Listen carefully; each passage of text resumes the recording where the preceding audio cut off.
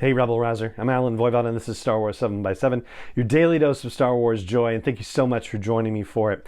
And thank you especially to the people who make this show possible for you every single day with their support at patreon.com/SW7x7. Alright, so we are diving a little deeper into episode 1 of The Acolyte, and I figured it would be good to have a frame of reference because there are a lot of years and dates and things that get thrown around in this first episode, and if you don't know where we're at in the timeline, then it can be a little bit confusing. So I thought it would be fun to take a moment and say, okay, here we are in the timeline, and where does everything else fall in the process? Now, we don't know the exact year in which the Acolyte takes place, but we've been told that it's about 100 years before the events of the Phantom Menace. The Phantom Menace takes place in 32 BBY, which means that we're working with 132 BBY as when the Acolyte takes place, which also then makes it almost exactly 100 years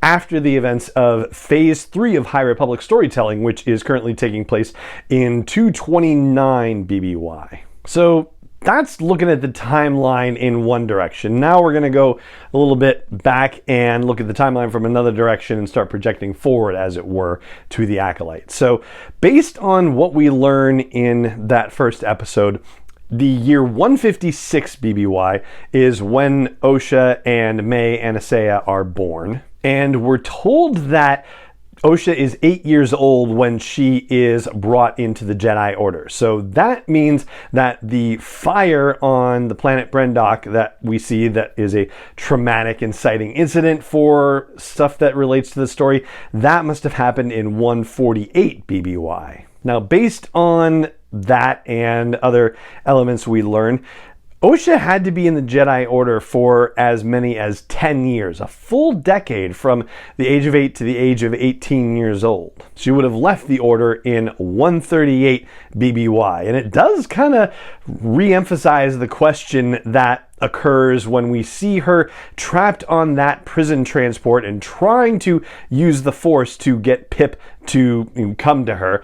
We hear the elements in the soundtrack, in the score, where that little like noise that signals that somebody is trying to use the Force. The audio description actually doesn't say that she's attempting to use the Force, but yeah, it's absolutely clear. You can see her settling, trying to find calm and peace amidst the chaos that's happening on the ship. But yeah, it's not there. So she's been out of the Jedi Order for 6 years after having been in it for 10, and suddenly there is no Force ability to speak of. Although I have to wonder, as a mech-neck, as we learn, like people who are specializing in working on the outside of these ships, in other words, working on ships during spacewalks and whatnot, that is there some element to her experience, to her Force nature or her Force training that might aid her in doing a particularly dangerous job? Thinking of it in kind of the same way as how young Anakin Skywalker is the only human who could pod race, and it's because he has Force abilities. So something's definitely there, but she's not able to be a Force user like her sister May is, and maybe she will discover that or rediscover that by the end of the season. And then the only other little timeline detail we get is the fact that Yord has been a Jedi Knight for 2 years now, so that means that he was knighted in 134 BBY, and then we arrive at 132 BBY, which is when the story takes place. So that's most of the timeline stuff that I wanted to talk about, but there is something that's a little bit unusual about the timeline talk. And that has to do with the opening statement, I guess you would say, because it's not an opening crawl, but the words that appear on screen at the beginning of the episode, where they say that the Republic and the Jedi Order have prospered for centuries without war. And I don't know what that actually means, especially when you consider what happens in the Project Luminous High Republic storytelling initiative, right? With the stuff that goes on with the Nihil and the Drengir, for that matter. I mean, that is the Republic and the Jedi Order at war with a terrible pair of forces. But there may be a couple of ways to split the hairs on that one. Like, for example, the idea that oh yeah, the whole High Republic era lasted a lot longer and you could go even further back beyond that. And so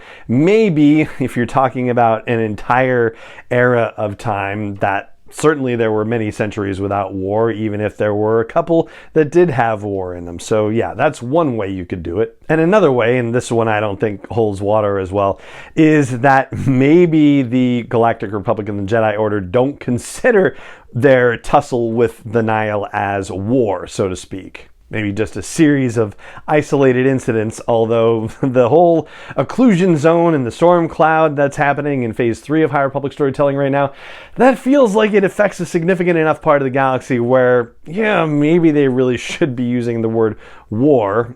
It's a little bit squirrely. And the other part that's a little bit squirrely as well is that whereas we were told in the run-up to the Acolyte that this was taking place roughly 100 years before the events of the Phantom Menace, this opening statement says that it's 100 years before the rise of the Empire. So not only is that not conditional, it is not nearly 100 years. It's almost or roughly 100 years. It is 100 years before, right? So it's definitive, and it's not talking about the Phantom Menace, it's talking about the rise of the Empire, which would happen 19 years after the events of, 19 years? 13 years, sorry, did my math wrong. 13 years after the events of the Phantom Menace. So we may have to be adjusting our timetables a bit after all, but I think ultimately the thing to know is that when Osha was 8 years old, there were various Jedi stationed on Brundock when allegedly May, started a fire that killed her whole family. Maybe something else happened that we're about to learn about. May was brought into the Jedi Order Osha was brought into the Jedi Order at 8 years old, stayed with the Jedi Order until she was 18 years old, then left of her own accord, even though there's some discussion about whether Master Indara recommended that she leave. And from the age of 18 to the age of 24, she has been on her own, and that's the point at which she is discovered. And when May goes on her killing spree. And that right there is going to do it for our first deep dive episode related to the Acolyte, and that's going to do it for this episode of the podcast. If you enjoy the show, please help me help more people hear about this daily dose of Star Wars joy. It's really simple and easy. All you have to do is leave a rating or review if you haven't done it already. Tell the algorithms by giving likes and comments and follows and joins and subscribes to the show and to the episodes, as the case may be, on your favorite app.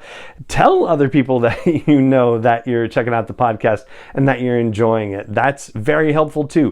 And you can also support me as an independent creator making this daily dose of Star Wars joy, and it doesn't have to cost you more than a cup of coffee a month. Every little bit helps, and you can learn more about that at patreon.com/SW7x7. And it just remains for me to say thank you so much for joining me for this episode, as always, and may the Force be with you, wherever in the world you may be. 7x7 is not endorsed or sponsored yet by Lucasfilm Limited, Disney, or 20th Century Fox, and is intended for entertainment and information purposes only. Star Wars, the Star Wars logo, all names and pictures of Star Wars characters, vehicles, and any other Star Wars related items are registered trademarks and/or copyrights of Lucasfilm Limited, or their respective trademark and copyright holders. May the Force be with them. All original content is copyrighted by Star Wars 7x7. We hope you love it.